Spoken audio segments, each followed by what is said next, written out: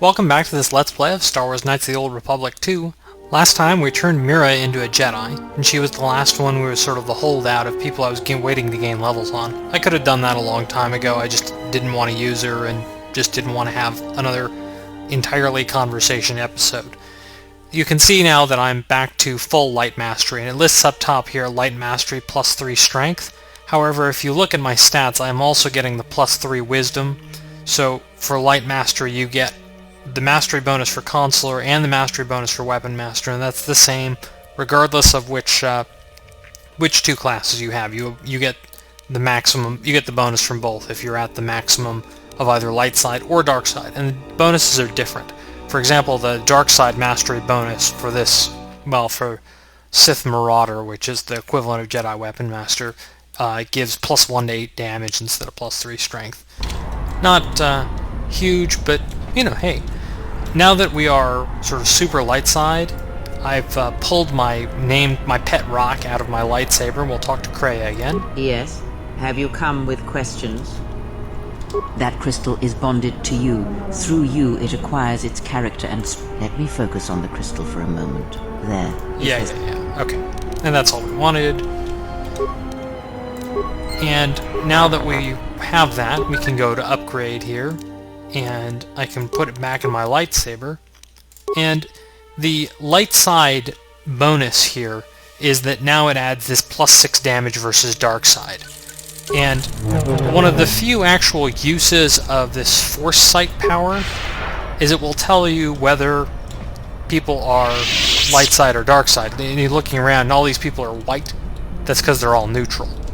The droid is, of course, invisible, but if I, for example, pull out the droid and put Mira back in the party, she shows up as light side. In fact, all of my party members except Godo and Kreia are now essentially... I don't think they ever get the full light side bonus or dark side bonus as far as masteries go, so I don't know. Anyway, I thought I'd done this quest earlier, but the short version is that this merchant here we were buying stuff from earlier is unhappy about the competition from this Rhodian girl, so you can just sort of bounce back and forth between them a couple times for some obvious discussions. And the benefit to doing this is that the Rhodian shop adds some new inventory, and we've bought everything we want from Wandar, so... and he threatens to stick the exchange on you, and you say, yeah, I'm not afraid of no exchange.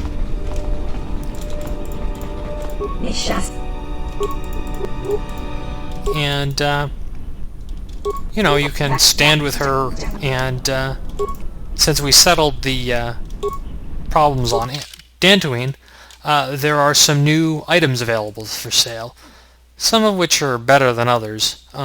This is the first guaranteed show of this Jiao Shay Neophyte armor. I'm going to buy this silver color crystal just for variety, but there's not really anything super important here to buy, unfortunately. There's some stuff that's okay. This immunity belt is particularly, I mean, it's 5 resistance against everything. I guess you could make an argument for it, but I'd rather just have the dex bonus since that gives me an attack bonus as well as a defense bonus. But we'll come back to here after we get more light side points and some XP. We'll come back here after we're done with Onderon as well. Because Onderon is the last major planet, and then there's a little bit on Korriban as well, and then back to Telos. So that's about it, and we're just going to have to head to Onderon because we have what we need. This conversation that's coming up is very important, and unfortunately if you play a male character you'll never see it. Actually, I've always played as male before, so maybe this is restored. Do you understand, tiny Jedi? You? Who are you?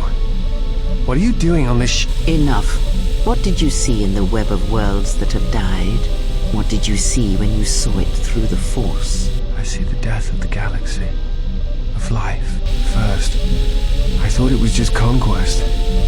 But it's more terrible than that. It's an echo, spreading outwards, killing everything. It's not possible. You are a wasted pawn of the Republic, young one. You could have been so much more, even with your wide-eyed innocence, your naive love for others. Now you understand the magnitude of what is being done. I know you. Not even the markings of the dark side can hide it. Why have you done this? I? Do you think I seek the death of all living things? There is no victory in such things. I do not want to win our war like this, little Jedi. When I win, I wish it to be because I was right, my teachings true. How long have you been here? Among us? You know the truth.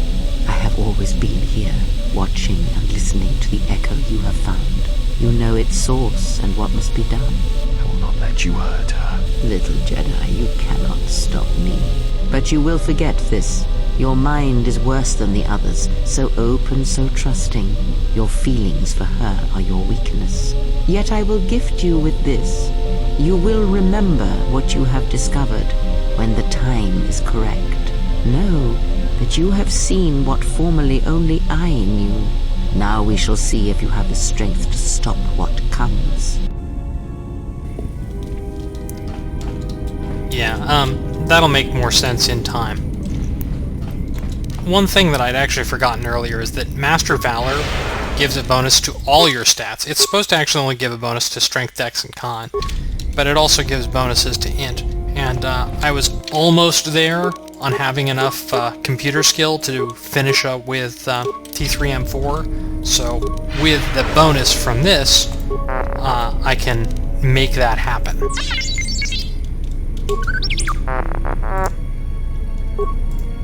And that one is actually important just from the standpoint of it would have been better to do it earlier because it gives him an int bonus, but honestly I've been giving him an int bonuses at level up, and now he can't actually spend all his skill points. He has max skills and nowhere to spend the points. And you can say it was like I was meditating there for a second. And the last one requires combined computer and repair skill, which is actually easier for me because I have so much repair skill. But I had an influence failure there. So we're going to have to see what we can do about getting influence. If you talk to T3M4 with a high enough intelligence, you can ask sort of a basic question. How did he get here? And, you know, you probably gives a Kosh answer like, you know, I have always been here. And you can do another computer evaluation.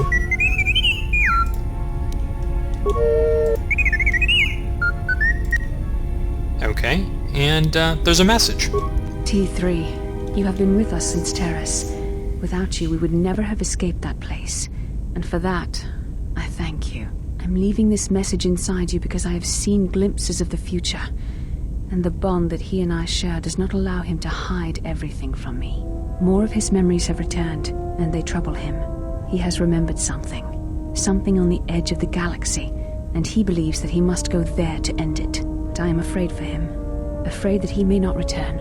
I need you to be the beacon, T3. If he is lost out there, on the edge of the galaxy, if he finds whatever terrible thing he has seen, then he may not survive. If he doesn't make it back, then I need you to return to the Republic. Find help. If you cannot find me, then seek out other Jedi. The Republic, I can't lose him, even if he believes he is protecting me. Okay. And so it turns out that T3M4 is actually the real hero of this game. You're just somebody he recruited to help him. But you can ask, you can point out this help you came in search of was the exile. And you can kind of point out that the main character as recruited wasn't exactly a superpower.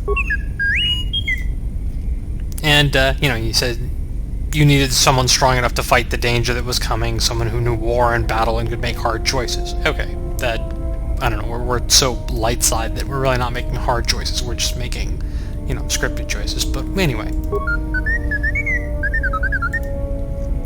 And, you know, just more things. And, we can ask about the person in the hologram. If you've played the first game, you know who she is.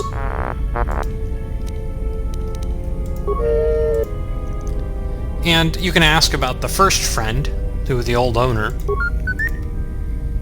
And he didn't take anyone with him, even that particular woman in the hologram. And he got, essentially everybody got left behind. We already knew that sort of from HK-47. And, you know, you can sort of say that T3 did help. Okay. And you can ask where the Ebon Hawk came from. And he doesn't have that information. And apparently he deleted it from himself.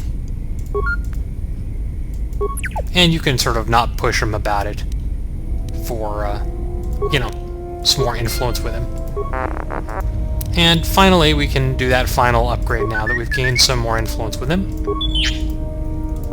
And it gives you a permanent +1 wisdom bonus, and some basic maximum force points. And you also get the ability that whenever T3M4 is in your party and damaged, you can talk to him and heal him, and if you do so, at the same time, you will get back force points. Not really very useful, but hey, you know, it's cheap. Might as well have it. The +1 wisdom is really what we were there for. That's all the time we have for this episode, though, so see you next time.